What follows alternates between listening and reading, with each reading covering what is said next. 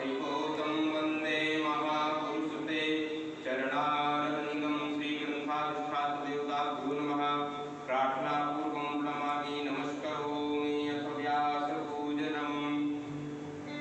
व्यासाय विष्णुरूपाय व्यासरूपाय विष्णवे नमो वै ब्रह्मनिधये वासिष्ठाय नमो नमः। अचतुर्